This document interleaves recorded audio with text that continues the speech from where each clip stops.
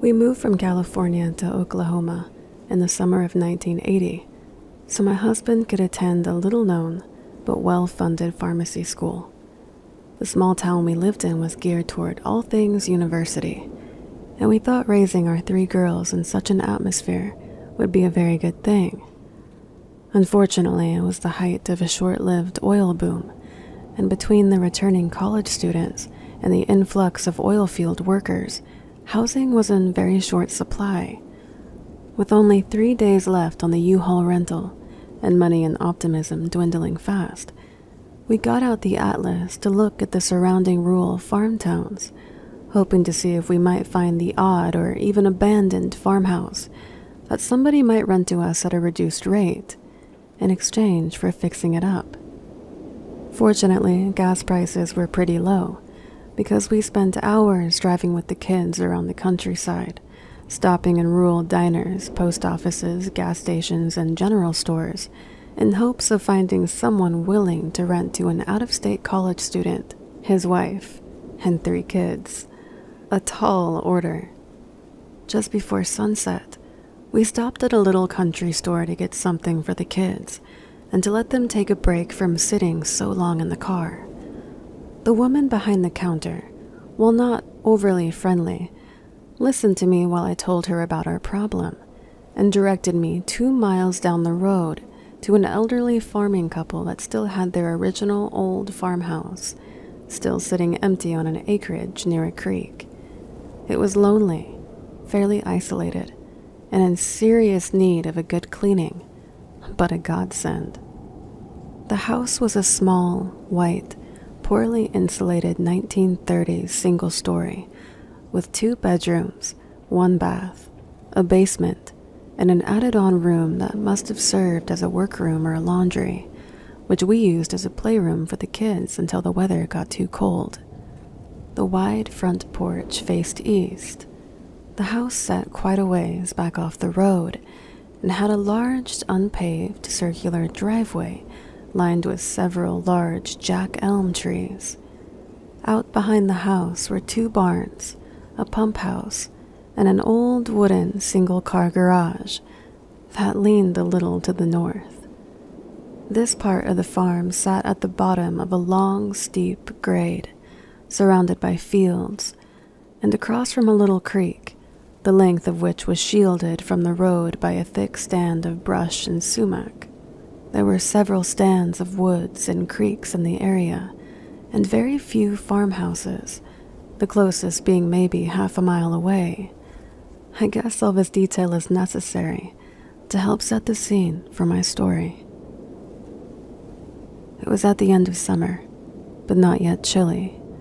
The wheat around our place had been harvested, and the straw baled and hauled off.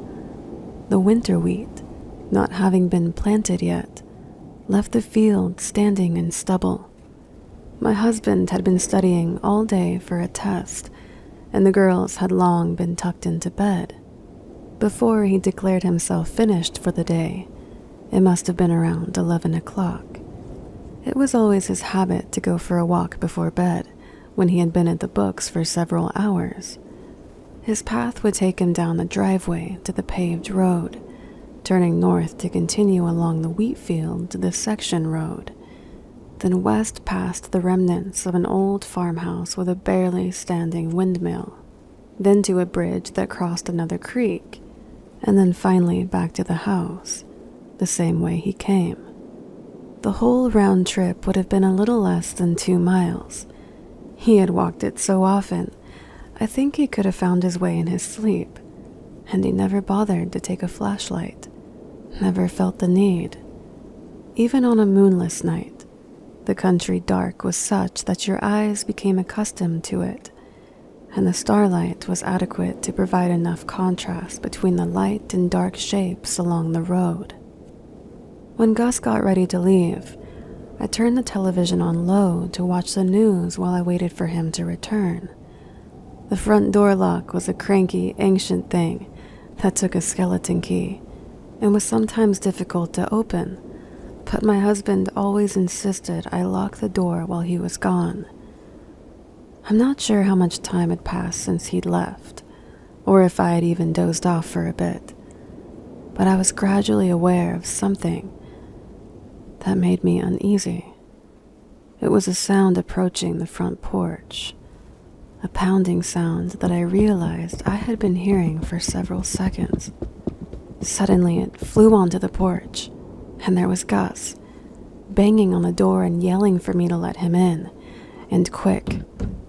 I fumbled with that stupid key, finally getting it to turn, and he burst through the door, slammed it shut, locking it, and then, holding his breath, he listened. I couldn't even speak. All I could do was stare at the door, as if our 4 eyes together would be a much stronger defense against whatever was on the other side. It seemed like several minutes passed before either of us moved. Gus slowly drew the shade back to peek out the front window, waving away my insistent whispered questions. They would have to wait, as he went from room to room checking and locking windows and doors, turning on the back porch light and scanning the yard. When he was satisfied that all was secure and nothing seemed to be moving outside, we sat facing each other on the couch, my apprehension growing every minute. I remember looking over his shoulder through the kitchen and into the room beyond, wishing I had bought drapes for all those windows, and now wondering why I had chosen those little cafe curtains, the ones that would let in so much light during the daytime, but didn't keep out nearly enough of the night. Gus had told me it had started just like any other of his late-night walks.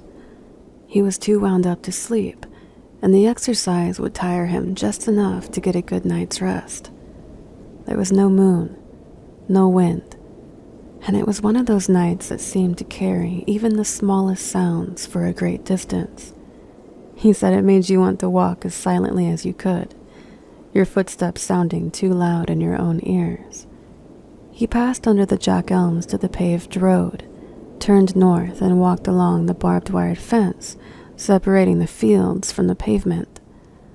The entire field is completely fenced, except for small breaks at the corners, just large enough for a man to pass through to check the field without having to climb over the barbed wire. The night was perfectly still as he came to that section break, stopped to look at the silhouette of the old house set back from the road, and turned west, walking to the next fence. That was until something had caught his eye. There in the middle of the field was a dark, mounded shape against the lighter background of the field stubble.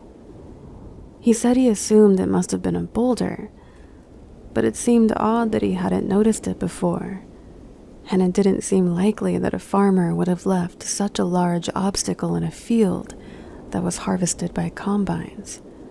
A boulder would do a lot of damage to machinery. Not giving it any further thought, he turned to continue his walk, but was brought up short when it seemed that this boulder had shifted, even if just a little. Realizing he was tired and couldn't be 100% certain of anything he was seeing in the darkness, he decided to stand where he was, straining his eyes to get a better look. Nearly a minute passed when he saw it again, and this time he was sure. That boulder moved, like a crouching man shifting carefully from foot to foot, getting ready to run. Not trusting what his eyes were telling him, but no longer interested in finishing his walk, he turned and began a brisk pace back to the house, keeping his eye on the shape. He could barely believe it when it began to move stealthily toward the fence. Gus said at that point he broke into a jog, eye on the field, his mind quickly going over a list of all the animals he knew were native to our area. It could be a wild boar, or a cougar, or even one of those so-called buffalo wolves. Wouldn't want to confront any of them weaponless late at night. And what was the matter with him anyway? Why had he left the house without so much as a flashlight that he could have used as a defensive weapon? He'd make sure that would never happen again. Whatever this thing was, it did something a wild animal shouldn't have done, wouldn't have done.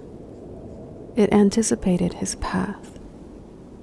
Instead of running along this fence or trying to jump over it to chase him, it stood up slightly and cut diagonally across the open field, heading for the corner fence break that he would have to pass in order to reach home.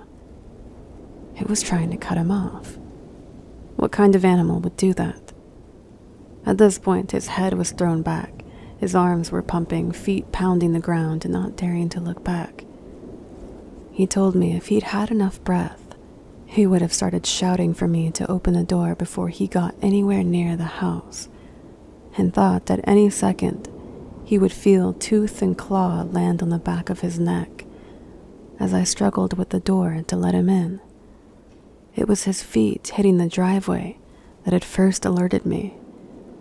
I don't think either one of us slept that night. Nonetheless, I'm sure Gus did well in his test. He always did. But we were spooked for quite a while after that. Never did find out what it was, and never saw anything like it again. Although the kids came running into the house one day from the barns, all excited about the scary black thing they saw in the field, I don't think we had even told them the story of that night yet. And I've always wondered if they had actually seen something. Maybe they did. I know that since then, whenever we went anywhere, I always tried to make sure we arrived home early, had all the chickens gathered in, doors locked, and curtains drawn well before dark.